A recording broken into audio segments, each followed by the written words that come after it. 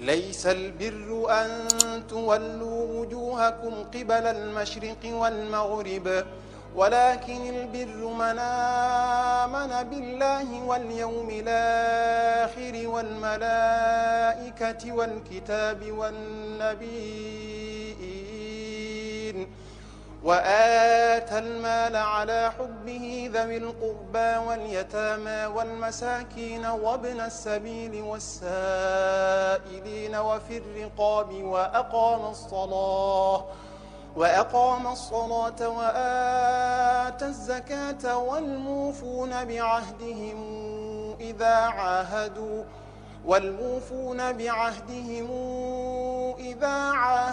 والصابرين في البأساء والضراء وحين البأس أولئك الذين صدقوا وأولئك هم المتقون يا أيها الذين آمنوا كتب عليكم القصاص في القتل الحر بالحر والعبد بالعبد والأنثى بالأنثى فمن عفي له من أخيه شيء فاتباع بالمعروف وأداء إليه بإحسان ذلك تخفيف من ربكم ورحمة فمن اعتدى بعد ذلك فله عذاب أليم ولكم في القصاص حياة يا أولي الألباب لعلكم تتقون كتب عليكم إذا حضر أحدكم الموت إن ترك خيرا الوصية للوالدين والأقربين بالمعروف حقا على المتقين فمن بدله بعدما سمعه فإنما إثمه على الذين يبدلونه إن الله سميع عليم فمن خاف من موص جنفا أو إثما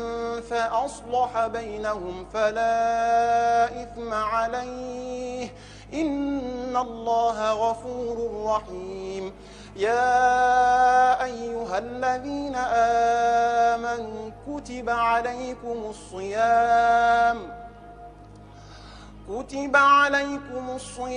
كما كتب على الذين من قبلكم لعلكم تتقون أياما معدودات فمن كان منكم مريضا أو على سفر فعدة من أيام أخر وعلى الذين يطيقونه فدية طعام مسكين فمن تطوع خيرا فهو خير له وأن تصوموا خير لكم إن كنتم تعلمون شهر رمضان الذي أنزل فيه القرآن هدى للناس وبينات من الهدى والفرقان فمن شهد منكم الشهر فليصمه ومن كان مريضا أو على سفر فعدة من أيام أخر يريد الله بكم اليسر ولا يريد بكم العسر ولتكملوا العدة ولتكبروا الله على ما هداكم ولعلكم تشكرون وإذا سألك عبادي عني فإني قريب أجيب دعوة الداعي إذا دعان فليستجيبوا لي وليؤمنوا بي لعلهم يرشدون أحل لكم ليلة الصيام الرفث إلى نسائكم هن لباس لكم وأنتم لباس لهن علم الله أنكم كنتم تختانون أنفسكم فتاب عليكم وعفى عنكم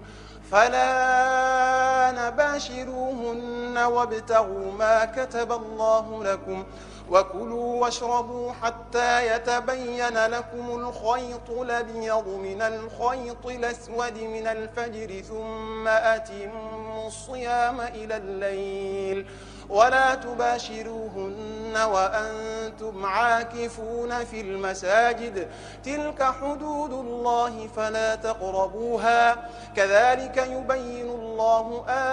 آياته للناس لعلهم يتقون ولا تأكلوا أموالكم بينكم بالباطل وتدلوا بها إلى الحكام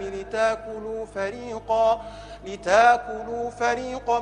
من أموال الناس بالإثم وأنتم تعلمون